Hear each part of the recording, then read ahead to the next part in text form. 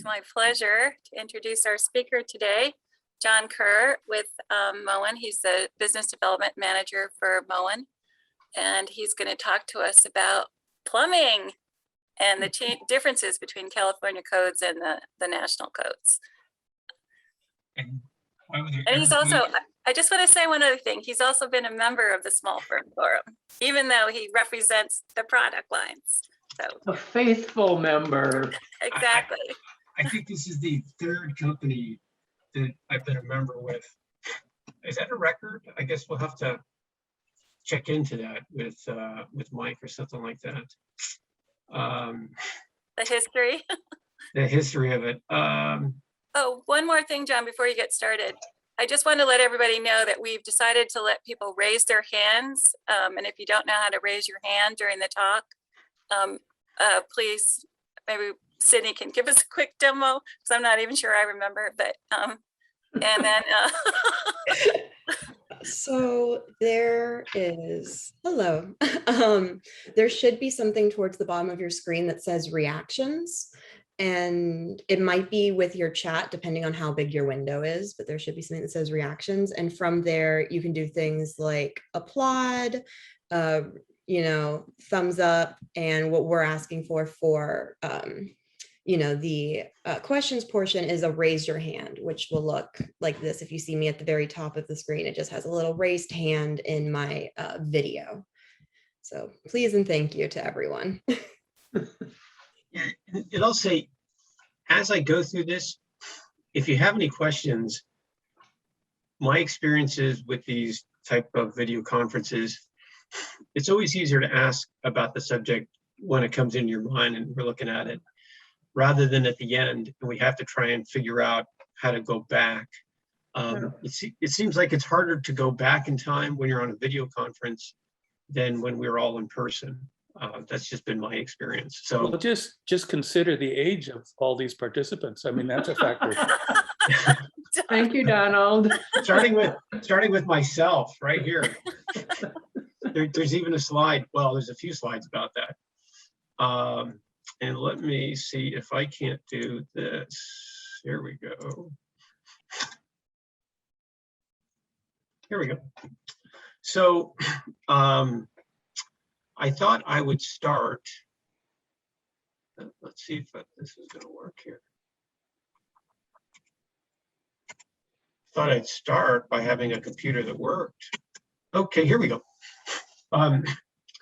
So way back, here we go. So way back in the day, I actually got in the construction industry by working at a company called American Welding Supply. And it was down in San Jose. And I started out in the sales department and ended up doing some work in the credit department. And working in the wholesale industry was interesting. But after working there for a few years, I thought, I need to go somewhere else. So I took the opportunity to go move from San Jose to work for a company that had a branch in San Francisco, a company called Muller Construction Supply. And Muller Construction Supply, their specialty was, and really what they sold were things that go with concrete accessories. And I know that we oftentimes think of concrete as ready mix. We're used to seeing that truck driving down the street with the back of it going round and round and round. But in my case, what we were selling was everything that goes with the concrete, everything that makes the concrete stay in the shape that we want to have it in. So it was primarily focused on commercial products, because in somebody's house, there just generally isn't that much concrete. So I worked there for a little over a year, and then the folks from Ream Water Heaters ended up knocking on my door. And so I started out working for them in the San Francisco Bay Area as their salesperson for the Bay Area. So I go down to Santa Cruz and up to Santa Rosa and everything else in between. And I did that for a while. And then I became their Northern California and Northern Nevada salesperson. So that meant I would go off to Tahoe and Reno and Fresno and all those places. Most of them are covered in smoke right now, but that's a different story. And then they made me their commercial manager for the West Coast. So that meant I was responsible for Colorado all the way to Hawaii up to Alaska. And then after that, they made me the region manager for the West Coast. And so I did that for a few years. And then I thought I'd toss in this little fun fact. So for those of you who make it through the tunnel, if you ever go out to Rheem, out in Moraga, that's actually named after Dick and Don Rheem, who were the founders of Rheem Manufacturing and Rheem water heaters. So I went to work for Mega Western Sales, and the transition there was Rheem water heaters, but we were responsible for selling lots of different plumbing items, including Max tubs, Bemis toilet seats, Josem drains. I got to sell InSinkErator garbage disposers, and I was also the Brizo and Delta representative. And then the recession hit, and I made a move from there over to a company called the Plumbing Products Group, which was focused on commercial products. Specifically, there were really three manufacturers that we sold. There was Bradley, which if you've done a lot of commercial work, they do a lot of gang faucets. Then there's Zurn. Zurn originally was focused on drains, but by the time I ended up working there, they were big into lots of other commercial things, including faucets, toilets, pretty much anything that they could figure out to do that would help them sell commercial drains. So Zurn was pretty good. And then the last one you see there in the bottom right is AB&I. And they make cast iron pipe.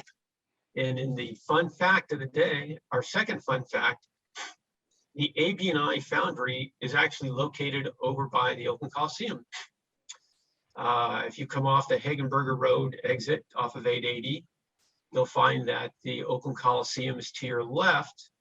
But if you go down Hagenberger and you turn right, right there on Stanley Anna Boulevard is AB&I's foundry. There are only 3 foundries that manufacture cast iron pipe in the United States, and the folks at AB&I are one of those 3. All the other foundries over the years have all gone out of business. So after leaving them, I came to work for the Moen Faucet Company. Oops, not this. That is out of place. So let's take a look here. Huh, interesting. Okay. I don't know where our man with the shower came from. We're not supposed to see him for a while. But to give you a little background of where some of this information comes from today. So Moen is actually, Moen's parent company is a company called Fortune Brands. They're on the New York Stock Exchange. And you have Moen, Master Brand, Therma-Tru Doors, Master Locks. And on Moen's end, the information that we get when we look at different things is by taking information that's put together from all of these different companies.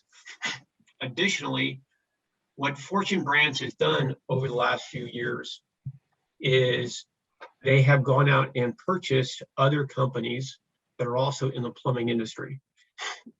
They put them all together as the Global Plumbing Group, which includes Rio Bell, Roll, Shaw's, Perrin & Rowe, and Victoria & Albert.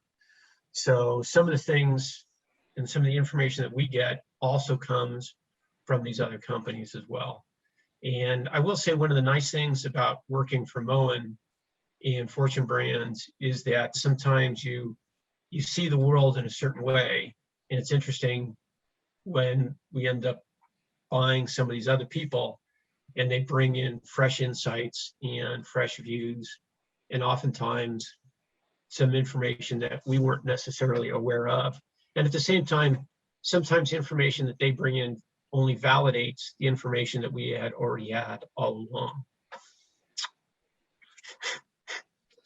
Having said that, quick fun fact is about Moen. Al Moen, 1937, invented the single handle faucet. He worked for the Boeing Corporation designing planes and said, there's got to be a better way. And he went out and did it. Not by designing planes, but by designing faucets. And speaking about faucets, let's start by talking about some bath faucets and the codes that go along with that. And we're going to start with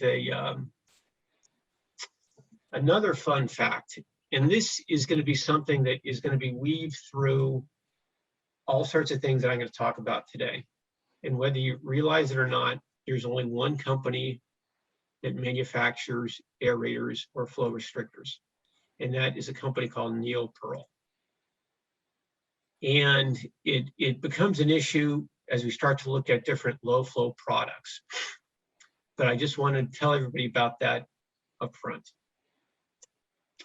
So first thing is having to do with bath faucets.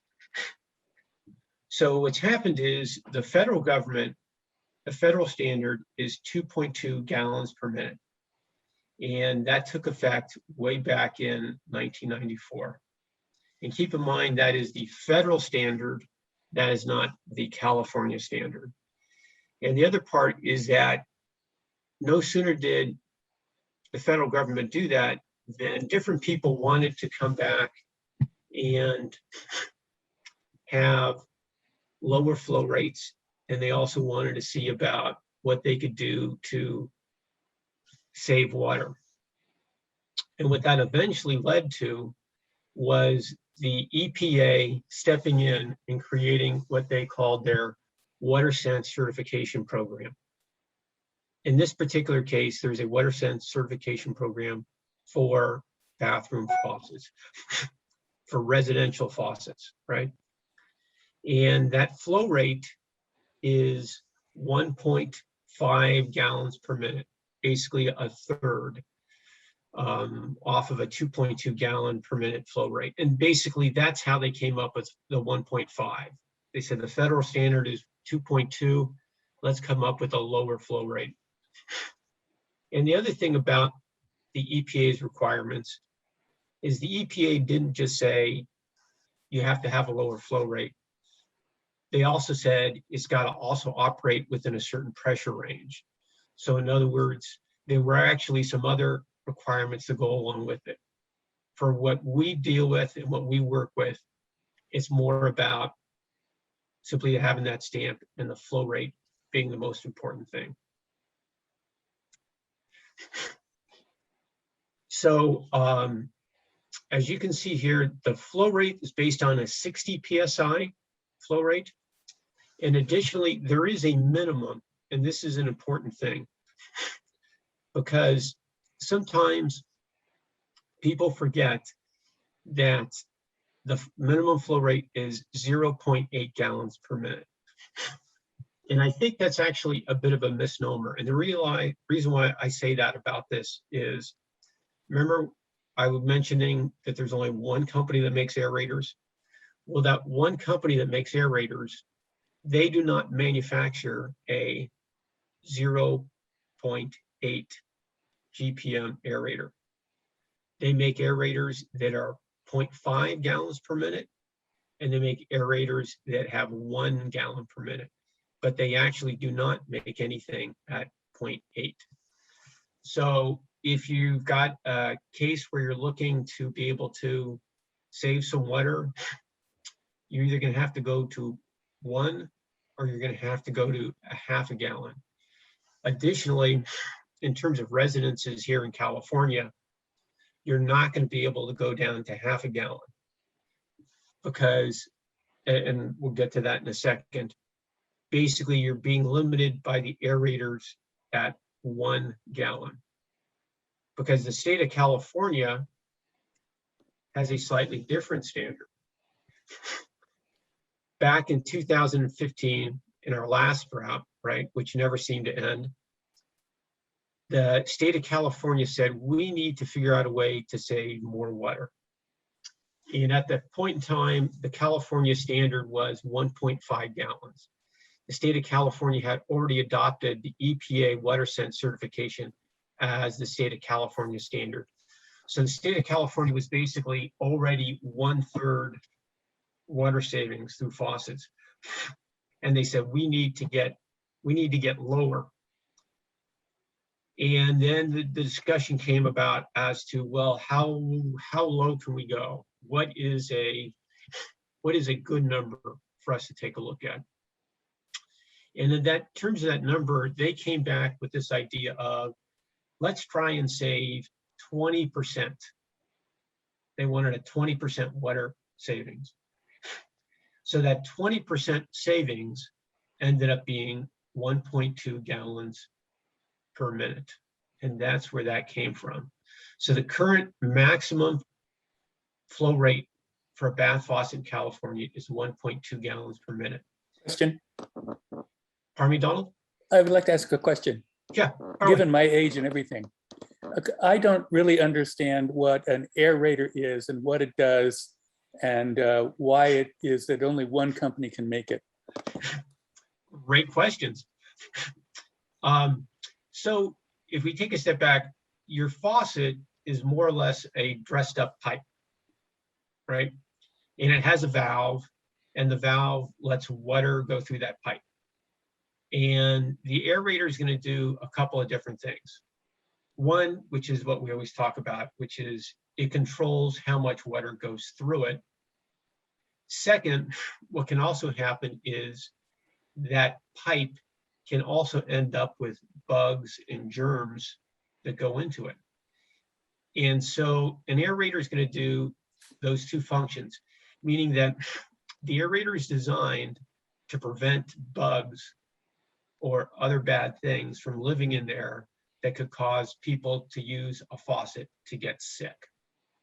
Second, it's also going to control the amount of water that's going through there. And in controlling that water, that aerator is also going to turn around and make sure that that water, for lack of a better term, flows down through the faucet into the sink or the plate or your cup or your glass or whatever it is, and isn't just, for lack of a better term, shooting all over the room. And so without that aerator, your faucets wouldn't work properly. Most faucets have the aerator at the end of the spout, but that's not always the case. And there are some faucets that actually have an internal aerator that controls the flow of the water inside of it. But you're not going to have a bath faucet, a kitchen faucet that doesn't have some type of aerator. There are some exceptions for some laundry faucets, or that are sometimes used kind of like an outdoor thing, where you can literally screw a hose onto them. That would be the only places where you wouldn't see something like that. Does that help, Donald? Am I answering your question? I don't understand why only one company can make them. I'm looking at our kitchen faucet and it's got an aerator on the end. And I think it's a Kohler faucet. Did they invent it and hold the patent forever and ever? Why can't somebody else just make their own aerator? Great question. The answer to that is anybody can make an aerator, right? And in fact, our friend Al Moen actually has a whole bunch of patents on aerators. But what's evolved over the years was that aerator was such a little part that nobody basically wanted to put the time and effort into being the company that manufactured it. And so it was something that got farmed out to somebody else. And what's happened is over time, those other companies have all gone away, and we're left with one company, which is Neoperl. The folks from Neoperl are actually out of Switzerland. They're a Swiss company. And so for example, when the state of California said, hey, we want to turn around and lower the flow rates from 1.5 gallons to 1.2 gallons. They had a meeting, the state of California ended up having a meeting with Neopearl. And there was a huge discussion about what could be made, what could be not made, how quick could it happen. And it's funny to say all of these different water restriction requirements depend on this one little company out of Switzerland's ability to turn around and make these aerators. And I'll also add this, they don't just make aerators in Switzerland. That's just where they're based. They have their different factories all over the world. But there is only, I know it sounds strange to say these guys got a monopoly, but that's exactly what they have. Thank you.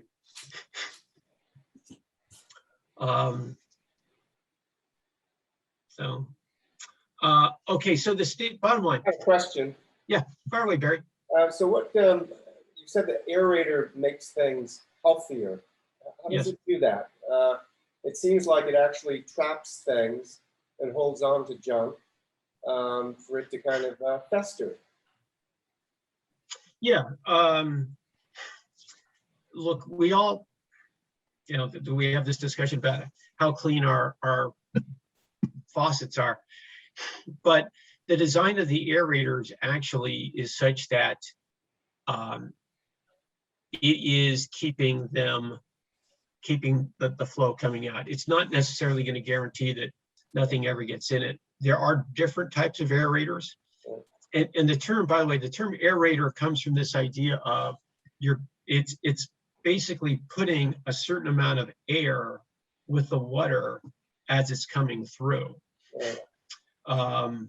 Sometimes we hear about the idea of in the hospital settings about laminar flow aerators, where it looks like when the water's coming through, it's coming through just as a stream of water and there's no air in it.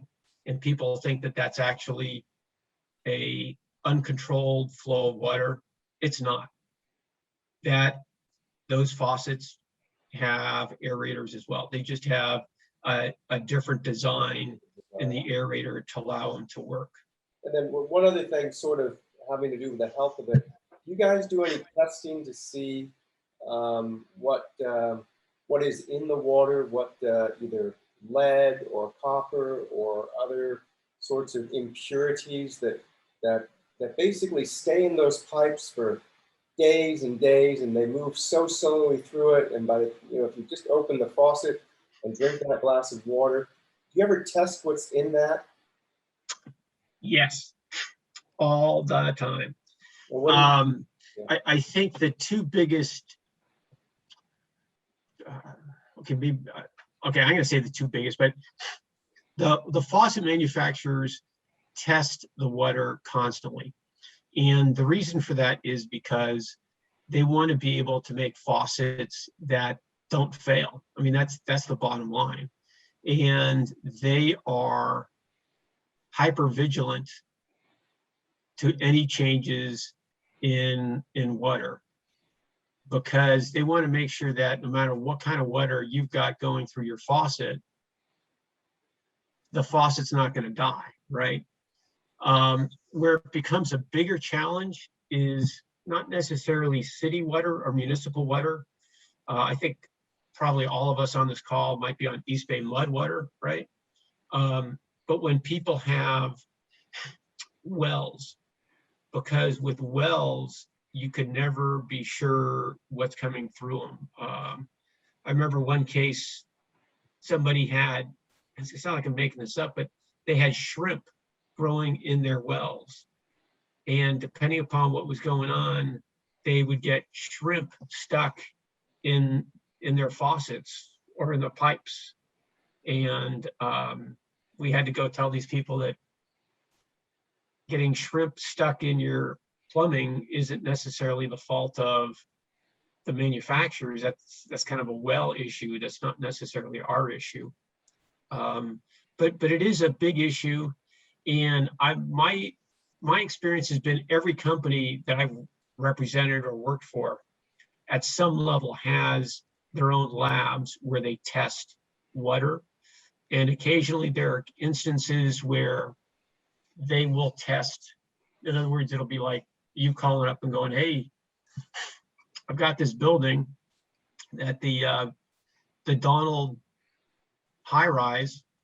Okay, that kind of makes it sound too little Trumpish. We'll say the Barry Wagner high rise. That's much And better. we seem to have a problem. And then people go out, take the water, send it back to the factory and do that. So what would you suggest for, because every homeowner has a different sort of supply piping network. It can be galvanized, copper, who knows what condition they're in. Yep. Who knows how long water's been in those pipes and how much stuff has leached into the water. And with all the low flow stuff, you sort of wonder, should I run the faucet for, for X amount of time to kind of say, clear it out. So if you wanted to do the home test on something like that, not use your faucet for a day and then just sort of open it, test that water, and then test it again after letting it run for, I don't know, whatever amount of time. Is there a testing kit that you would, that you know about for a homeowner? That's a great question, Barry. I don't know of a kit. If that's something I can check into that if you'd like. Find that out, because Yeah. a lot of people have asked me about that, and because they're all concerned about the low flow, not so much for showers and dishwashing, but for drinking water basically, and cooking and so forth.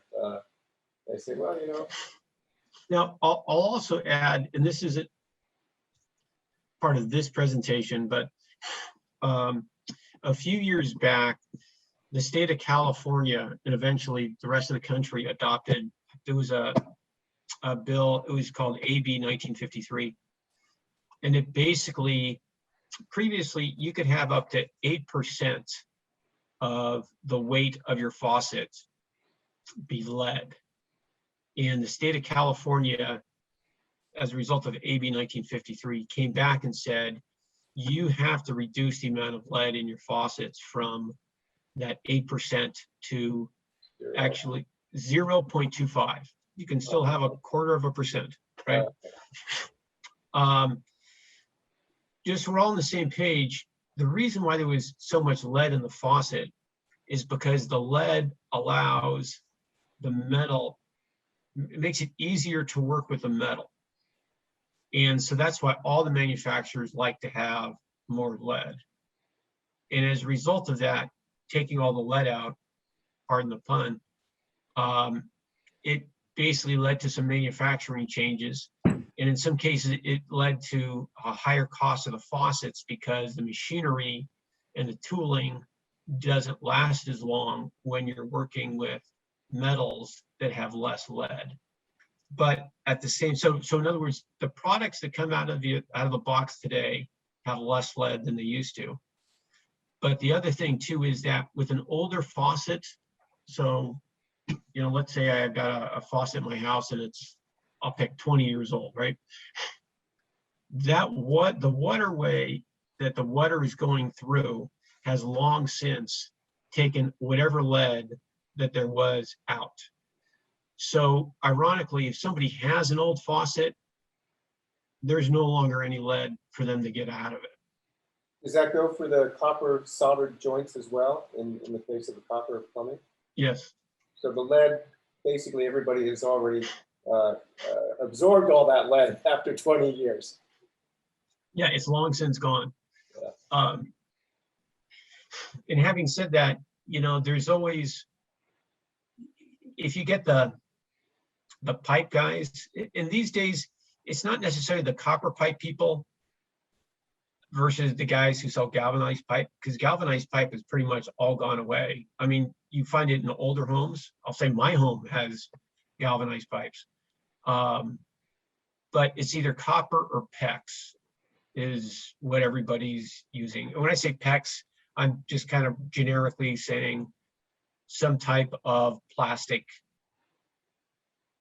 different PEX pipe. Different manufacturers have their own proprietary versions. Thank you. Yeah. Does that answer your question, Barry? Yeah, you're still going to have to get back to me with a, Okay. with a testing kit. Or Yeah, we'll I get will. back to everybody if they want. I'll call the guys at the factory. Okay, thank you. So bath faucets, sometimes people say, well, what is an ADA bath faucet? There's this little stamp and it looks just like our, well, in this case, it's blue, but oftentimes it's black. And there's really two things that they're looking for when they say it's an ADA product. One is the idea that you can use 5 pounds of pressure to operate the handle. Me personally, I'm not exactly sure how that all works, but every manufacturer I've ever seen has all sorts of machinery where they sit there and they literally have handles move on and off, on and off, on and off all day. And then you only use 5 pounds of pressure. The other thing is, it's the idea that the handle can be used without pinching or grabbing. And so that means basically if you took your hand, you made a fist, and you used your fist to either open or close the handle. What the code doesn't, just so we're all on the same page here, the code doesn't say anything about, for example, lever faucets versus cross handle faucets. You can do whatever you want, nor does it say how long those levers have to be. The only thing they say is 5 pounds, no pinching or grabbing. But not everybody makes products like that. And what you see here, and I'm gonna both pick on Moen since that I felt was a easier thing to do. So anyway, so here's your typical faucet, pretty straightforward, pretty modern looking, 2 handles. And you'll notice, so this is the spec sheet for the faucet. And right there in the middle of this little page, it says ADA for lever handles, right? So that's letting you know it's an ADA approved product. Now, as it turns out, not all, we would think that all the faucets that people make are all ADA compliant like that. Because if you can't move the handle, how can you get water out of your faucet? But that's not the case. So once again, picking on poor Moen here. So these are some faucets that we make, part of the Real Bell brand out of Canada. There's a gold one and a matte black one, which are the 2 hot finishes of these days, right? Good looking faucets, but you'll notice on those handles, there's no levers, right? There's no anything. And when we take it a step further and you take a look at the spec sheets, so here's the Real Bell spec sheet for it. You'll notice it's got the, again, it's got the WaterSense certification, so that's really good. But that little ADA guy who we had earlier when we were looking at that Moen spec sheet, you'll notice that he's gone. So this is not a particular product that is ADA compliant. Just pointed that out because there's a lot of stuff out there that looks great. Some of it, in fact, is made by some companies, right, that I'm very familiar with. But oftentimes it works out that those items, you can't use them if you want to put in something that's ADA compliant. Questions about that? So let me jump to kitchen faucets. So once again, going back in our time warp machine, federal standard is 2.2 gallons per minute. It's an old standard, goes all the way back to 1994. Did I say that? Old standard? Maybe I should just say it goes back to one of the Bushes. But that is actually the same standard as bath faucets. Let me also point out that this standard there is no EPA WaterSense standard for kitchen faucets.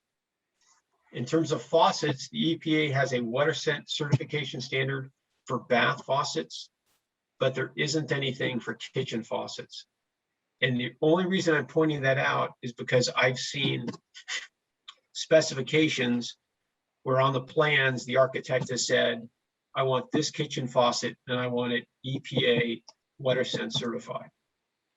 Water scent certification for kitchen faucets, it doesn't exist. I have a question. Yeah. If a house uses 10 gallons of water per month, what percentage of that is bath faucet? What percentage is kitchen faucet? And what percentage is bathing activity? And throw in dishwasher if you want to. Throw in dishwasher. Okay.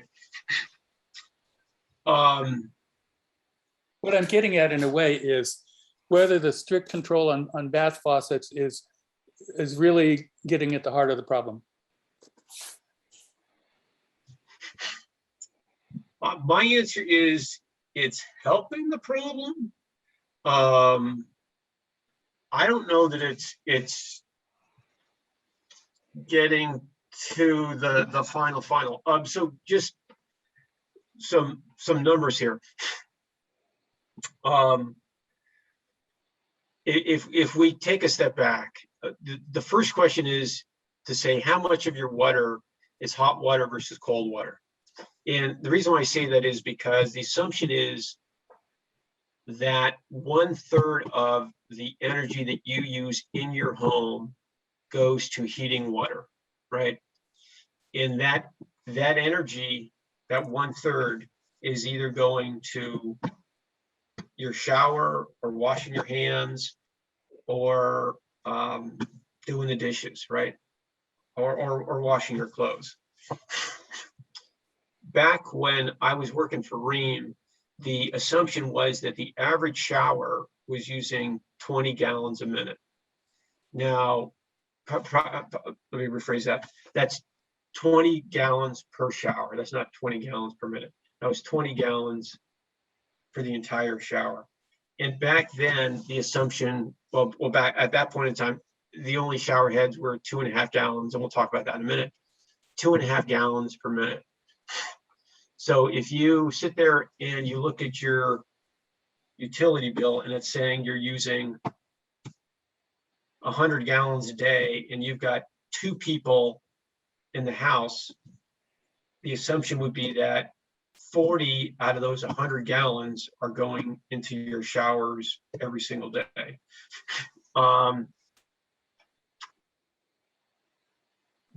Because of the restrictions on the water usage in the labs and the kitchens and the showers, they do have an impact, and the overall water usage is less.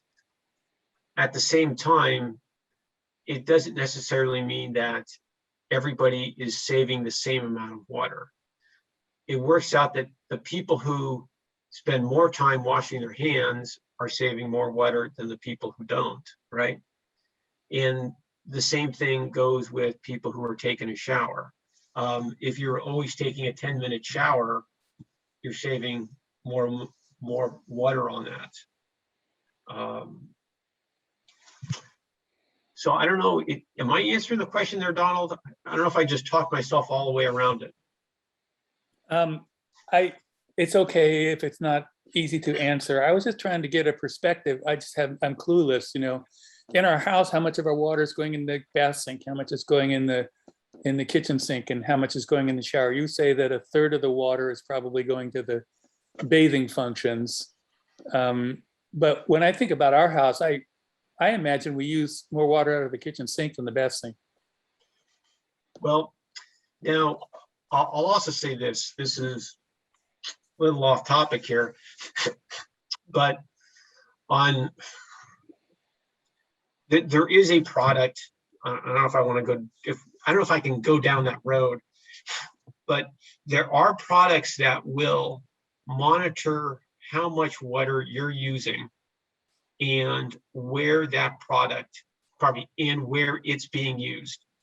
They will tell you the water pressure in your house. It will tell you the temperature of the water in the pipes. It will tell you when you use your faucets or your showers or your toilets or your washing machine. It will tell you everything that you do, and you can drill it down. It will show it to you as it happens, and you can also run a report afterwards. They'll show you what happened each day, and you can also get a monthly summation of that or a yearly summation of that. There are products that will do that, that go into your plumbing line, pardon me, your incoming line into the house. Is that kind of what you're looking for, Donald? That's fine, John. I don't want to take the conversation down into a detour. Maybe I follow up with you later. Okay. Let me just.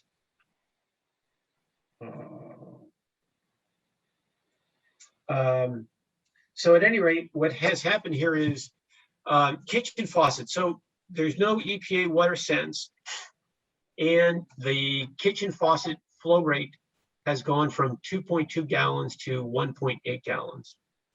So that's really a small little change, not nearly as much as the bath. And if you're wondering why the kitchen, the limitation was only that much versus the bath, because in the kitchen, you have to turn around and take a pot and fill it up with water to cook things, right? And people, and the pushback when the state of California was looking at it, the pushback on the CEC was, hey, if I'm filling up my pot, I don't want to keep standing there holding my pot longer, waiting for it to get filled with water. I just want, boom, to have a pot of water, right? So what that's meant is, number one, that's helped drive sales of pot fillers, right? I don't know if you folks have, you've probably all seen them. I don't know if you specify them, but pot fillers don't have the 1.8 gallon GPM water restrictions. Second, what the state of California also did was they also left this carve out that said, you can have a kitchen faucet that will do up to 2.2 gallons per minute, so long as after you're through with your filling up your pot, that it will, for lack of what I'm going to call, snap back and go back to the lower flow rate. Additionally, what's happened is there are some other states in the country that have also gone and had lower faucet rates. And so what that's basically meant is, in the state of California, and actually for the faucet industry overall, most of the kitchen faucets you're going to see out there are actually not at 1.8 gallons. Most you're going to find are at 1.5 gallons. You're going to find that as what I would call the industry standard, being 1.5, even though the state of California is at 1.8. So it's a little different. And I'll say this, those are all, for people in California, it also means that the products that you're using, if you're looking for lead points, not that there's a ton of lead points in the plumbing category, but the products that are out of the box are already way down in terms of water usage compared to the federal standard, right? You basically, you can't get around it.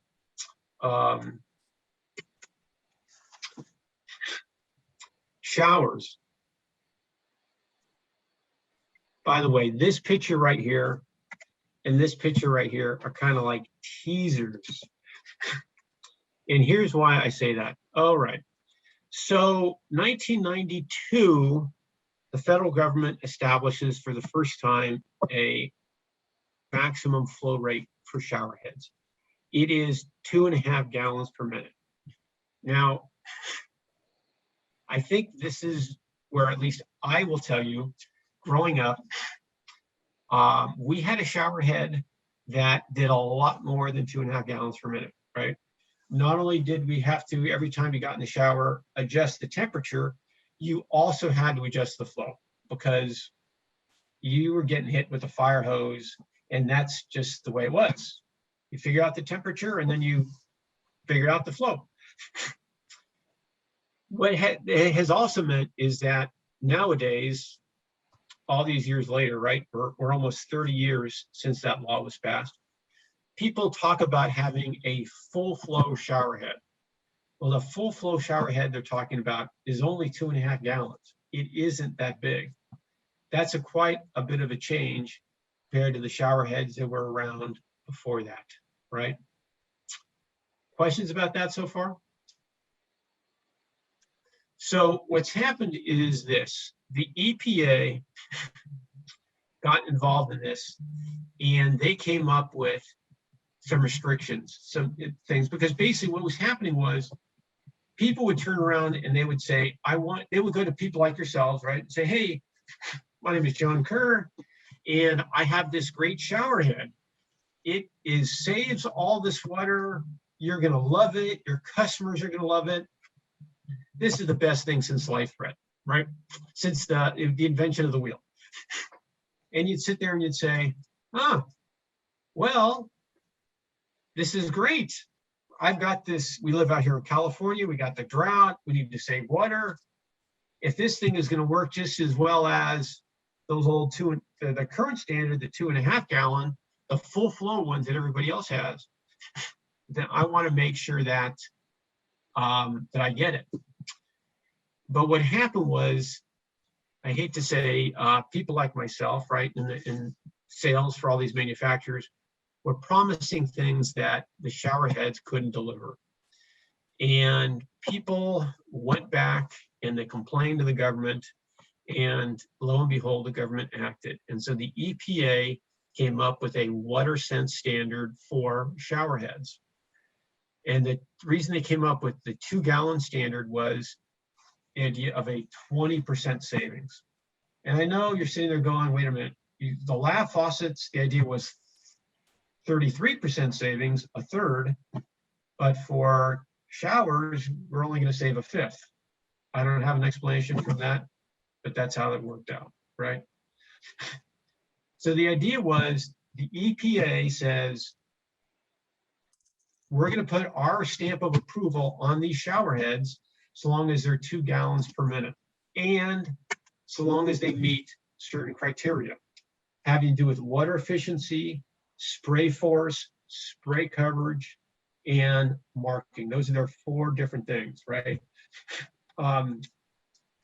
What you see here is one of their different tests. They actually have a whole bunch of different items that you have to go through. If you would like that, I'll be more than happy to send it to you. You can take a look at it.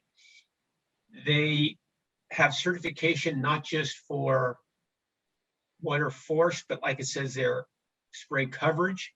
What you might find is that there are shower heads or hand showers that people like, but don't meet these requirements because, for example, they give a lot of force, but the coverage isn't there. In other words, it doesn't cover a big of an area. And conversely, oftentimes when you have something that sprays in a big coverage area, the amount of force goes down, and so it won't register. What you see there is our little WaterSense, EPA WaterSense stamp, and that is really your good housekeeping stamp of approval.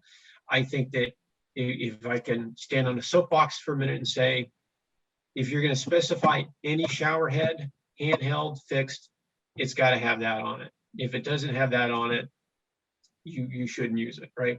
And by the way, just because the EPA WaterSense standard is 20% or less, anything less than 2 gallons is something that you can get EPA WaterSense certified on. So whether it's 2 gallons, 1.75, which is basically the state of California standard, and the 1.5, right?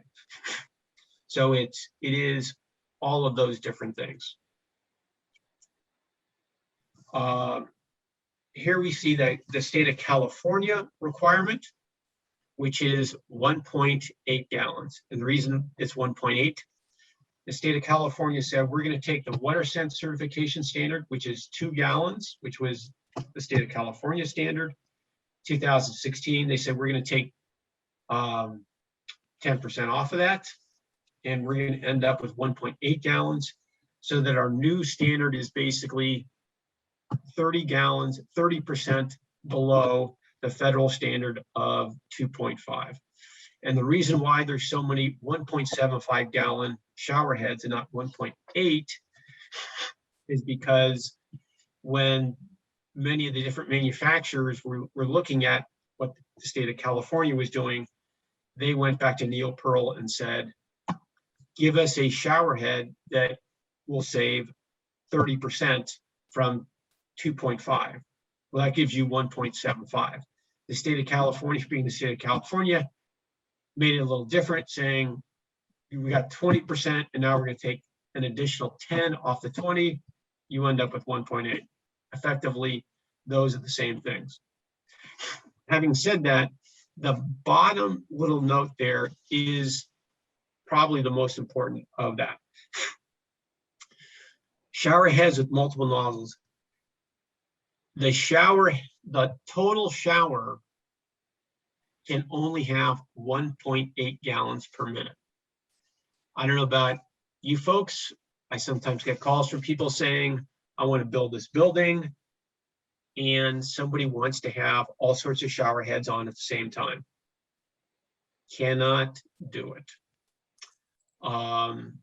That's why I was saying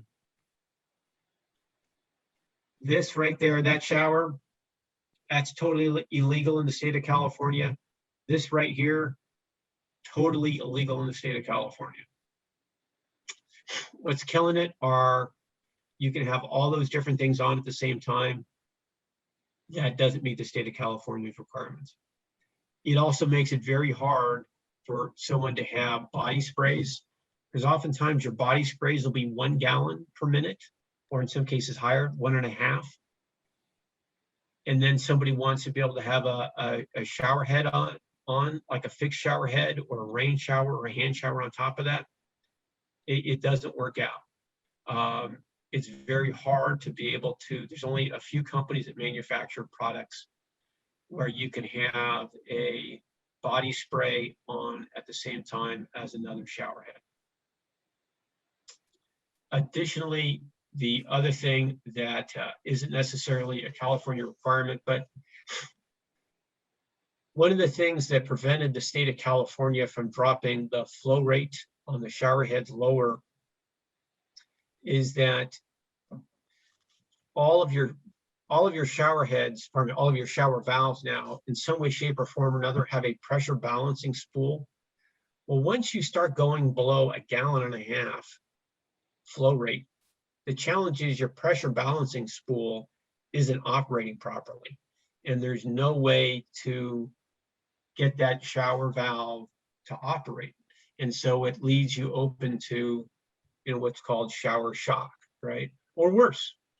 And so so when we're looking at shower heads and we're looking at 1.75 or 1.5 gallons, we've pretty much, for lack of a better term, hit rock bottom. I just don't see it going any further just because of the shower valves. And most of your shower valves are made to let quite a bit more water go through them. A simple shower valve can easily be 6 gallons per minute, right? In the state of California, you can't use it. And so the stuff that you see in those pictures in the magazines and on TV and that whole kind of stuff, they're great, but it's for people who live out of state. And Donald or Barry, do you have a question? I have, Barry, go. Oh, did I press something? No. You had it up and you didn't take it down. Okay, that's okay. Oh, I didn't know, so when you No, have okay. a question, you have to take it down after you've had your questions answered, is that correct? Oh, lower hand.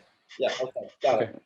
So my question was, somewhere a long time ago, I read something to the effect that the amount of water that California has 2 big water uses, one's agricultural and one's urban areas, something like that. And that the agriculture to urban area percentage was strongly on the agriculture. I thought it was 4 to 1, 5 to 1, or something like that. Is that still the case? Oh, yes, it's huge.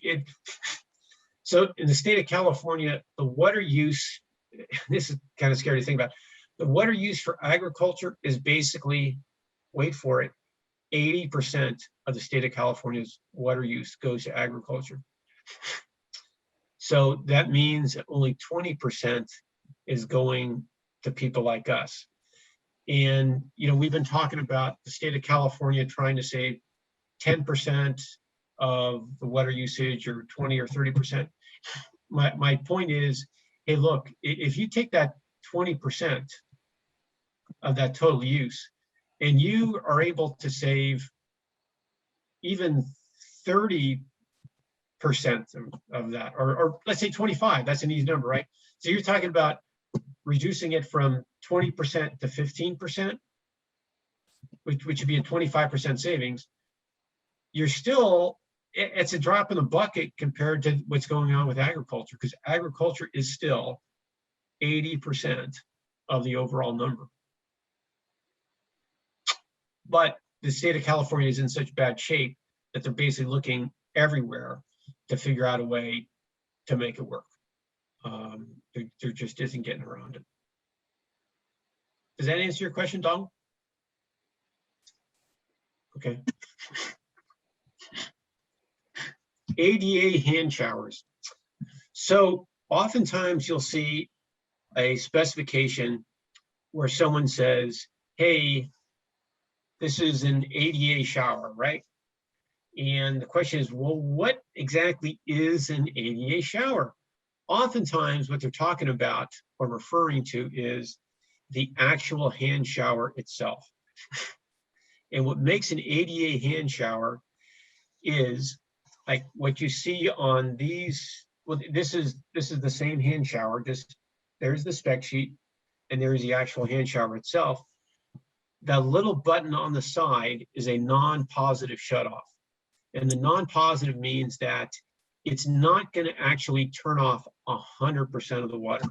When you turn it off, it's still going to be dripping out. And the reason for that is you don't want to turn off the water at the hand shower, because that can damage both the valve and the hand shower itself. So you want to have it designed so that you can turn off the water at the hand shower, and then the person can go back and turn off the water on the valve, and then the water will eventually basically drip out of the hand shower. Not all at once, but over time.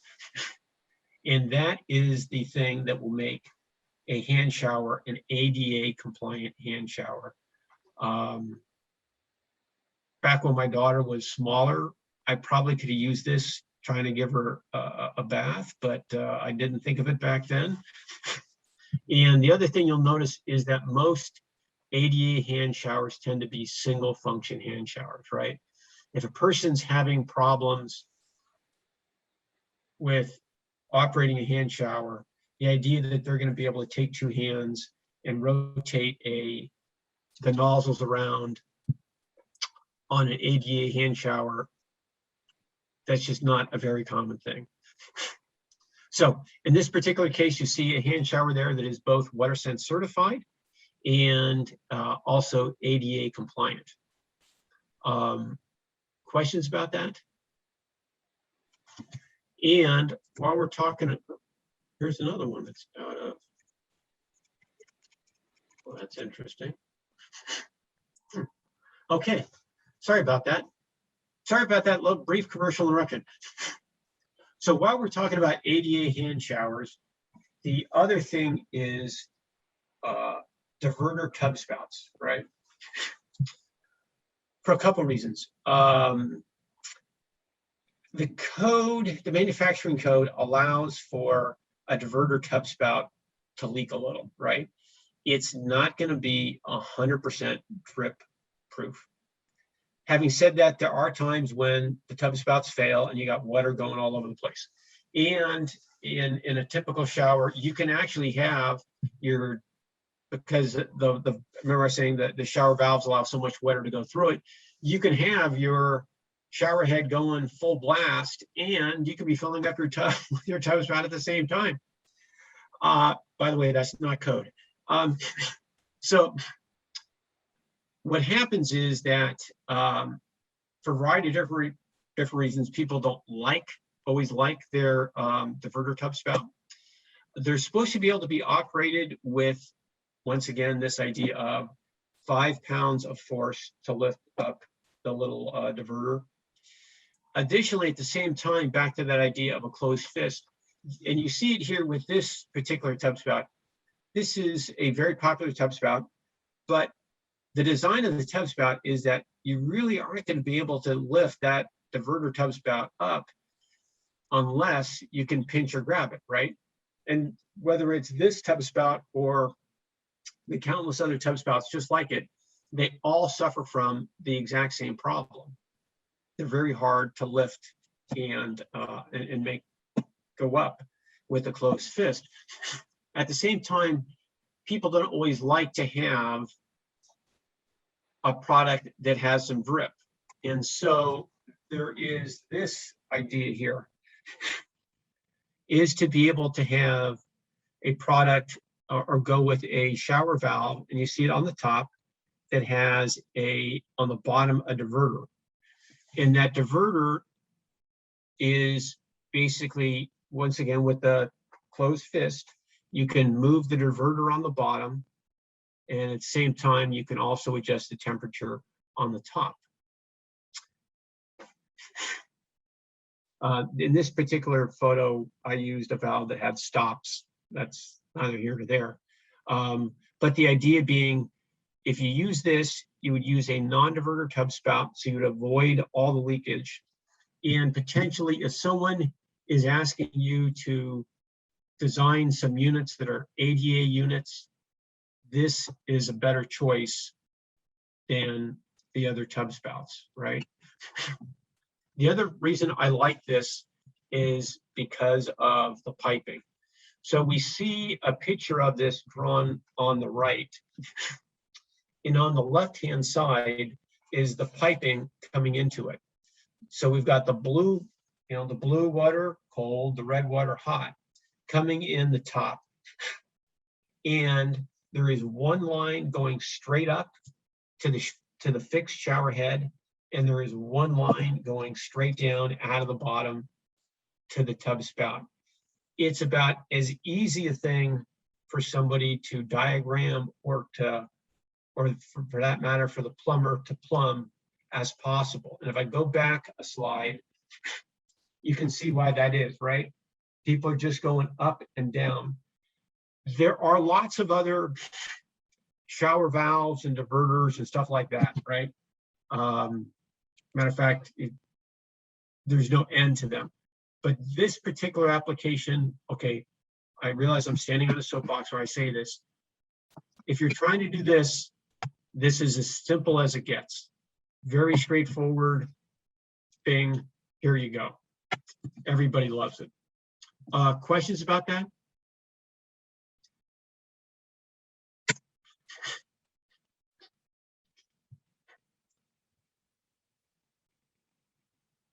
Oh, interesting. Okay, so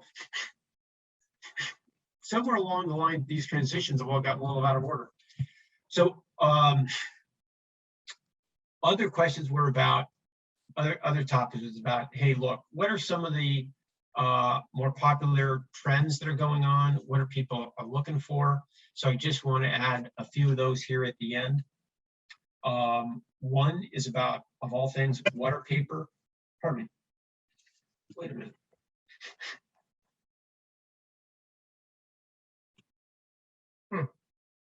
Because here's our checkerboard. I'm sorry. Here's our checkerboard. That's not checkerboard. Well, that's the floor's checkerboard. So we have a checkerboard floor, and that's a bridge faucet there in matte black. Once again, you've got a matte black faucet with the checkerboard design. I think, if we went back, even 5 years ago, where the faucet that we would see in there wouldn't be a matte black faucet, it would be an oil rub bronze faucet. But overall, oil rub bronze has really dropped off, and matte black and brushed gold have really taken its place and more. Here again, we see the checkerboard. In this particular case, we see it matched with stainless steel faucets. And then once again, you see the dark handles. I like to have faucets that match the accessories. In other words, match the handles on the knobs and pulls. This one doesn't do it that well, but it still shows you the checkerboard. Again, more checkers. We see it in the bath, in the shower. Again, the matte black finish.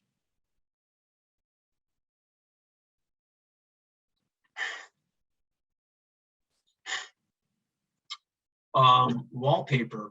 Wallpaper is coming back. Okay, that's probably an exaggeration, but probably more than it's been in a while. And you see here again, two different ones, a little darker on the left, the green. One's a little lighter, more silvery, more gray on the right. And once again, they match it with a matte black faucet.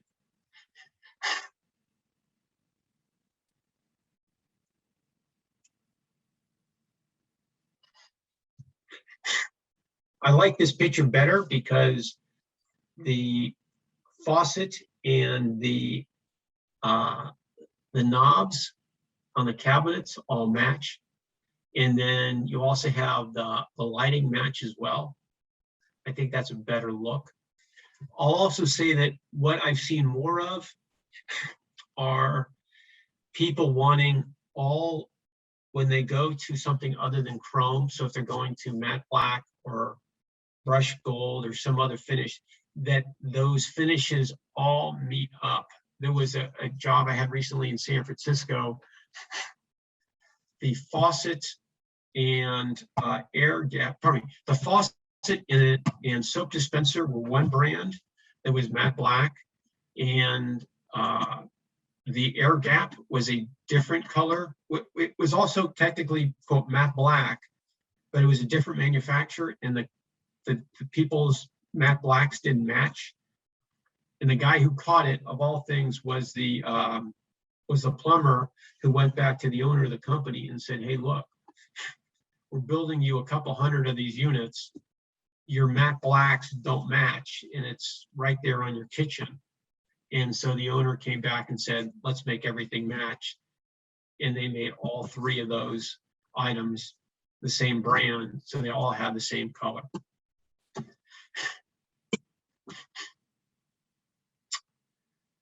We saw that picture on the right before, and here on the left is a close-up of it.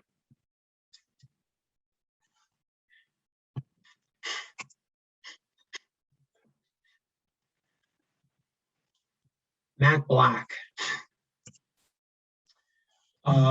So what we see here are all the different things in terms of matte black trends.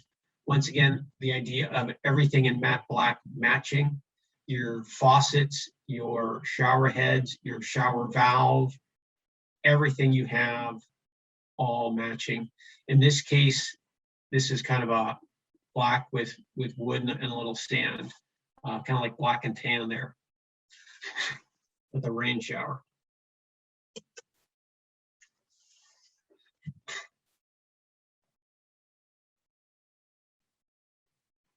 Three different takes, all about showers. And it's interesting the different tile combinations and other things that they've used in all three of these.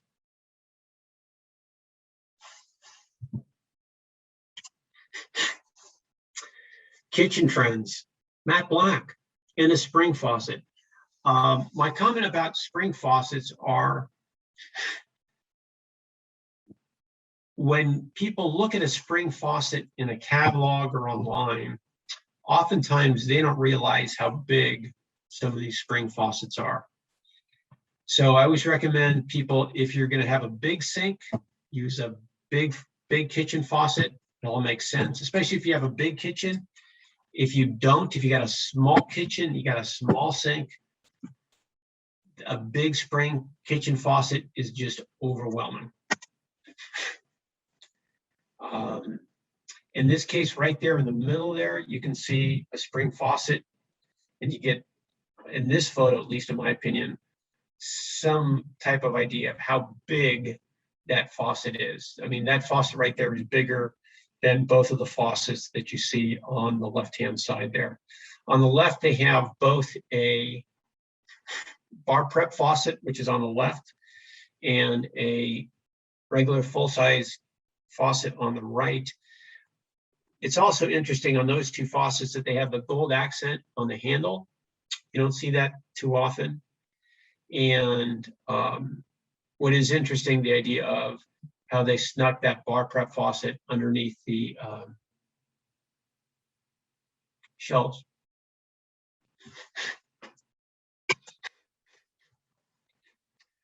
Matte black comes in everything, right? You want a kitchen faucet, you can find a kitchen faucet in it. You'd like to have it in a bath, in a single handle. If you're looking to save space, the wall mount faucets are always a good choice. I think that oftentimes we forget about those and about the idea of saving space. They're also good for people who want to have a vessel faucet, so you can both save space. I said vessel faucet, but I meant to say was a vessel sink, right? Somebody wants a big vessel sink, and then the question comes up, oh, how do we make that all work? Now we got to get a real tall faucet. Easy way to do it is to go with a wall mount. And then up in the upper left-hand corner, you see actually a two-tone matte black with chrome on the top.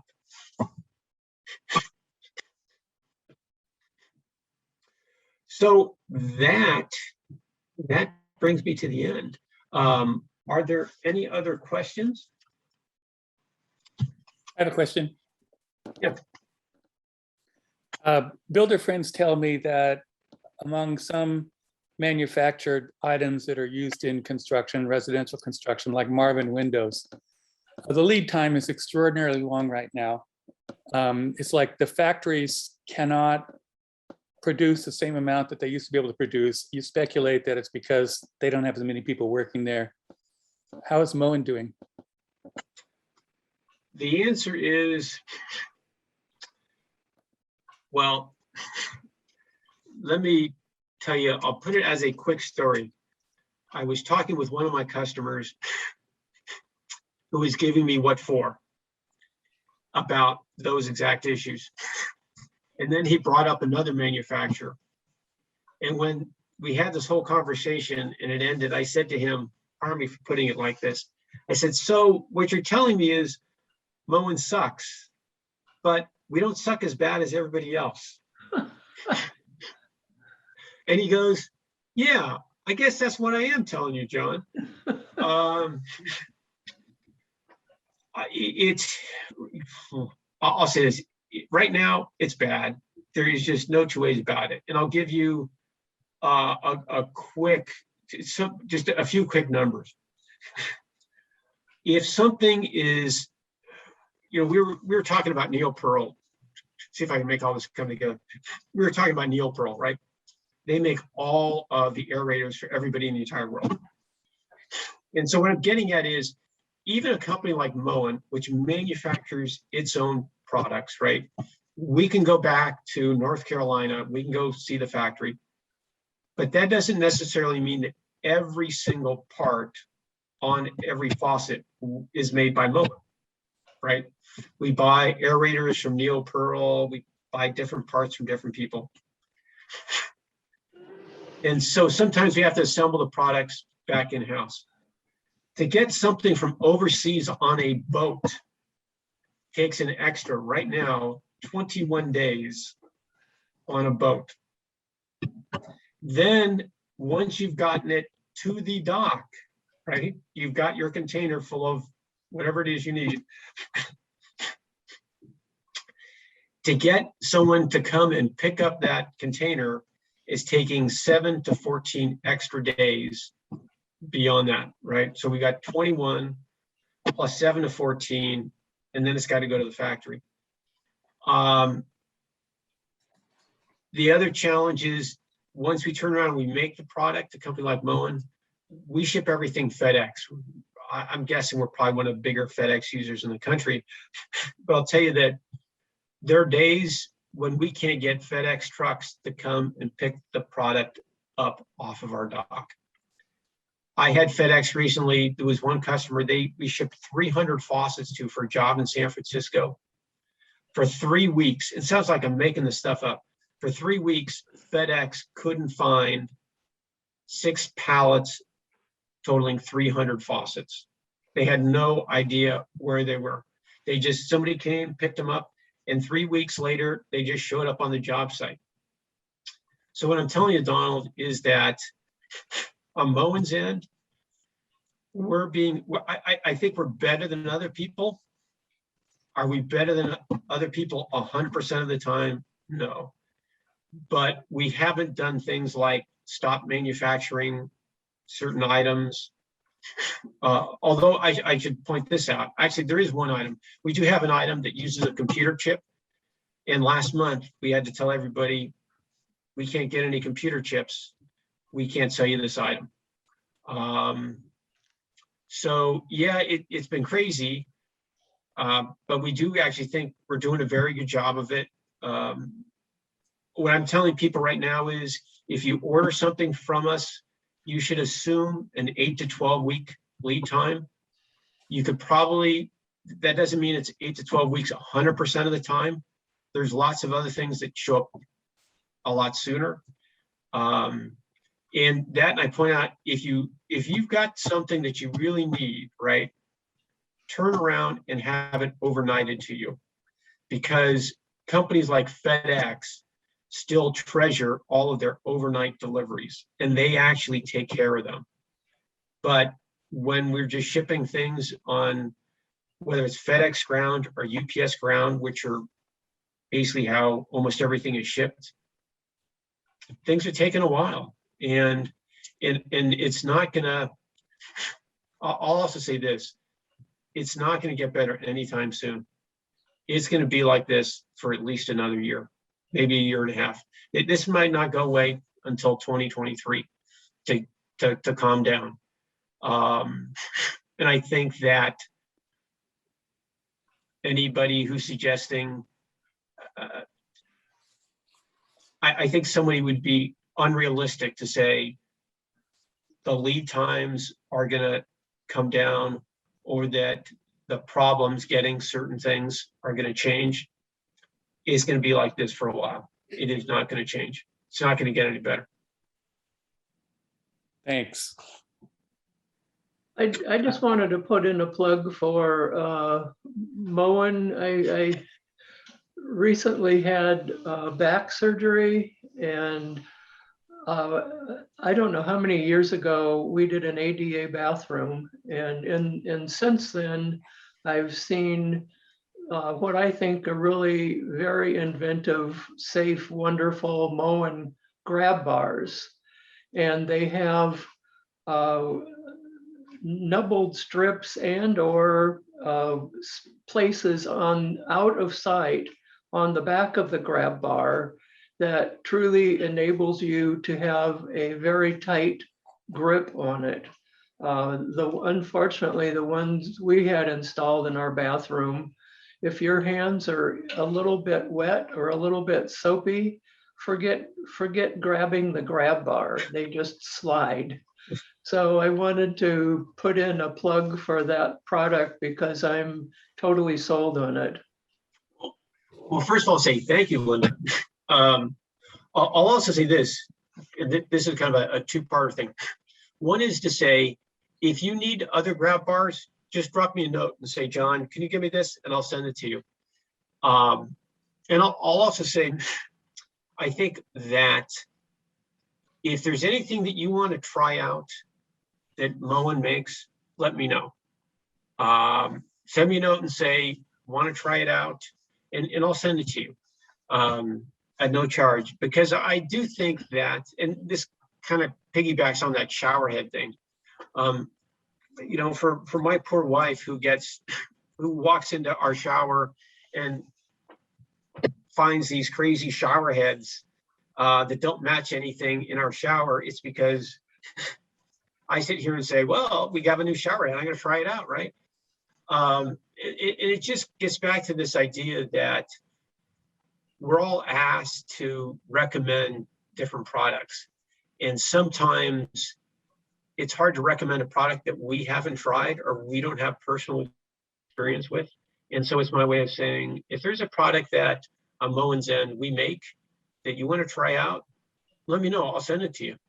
Your wife should be thankful that she didn't marry an architect.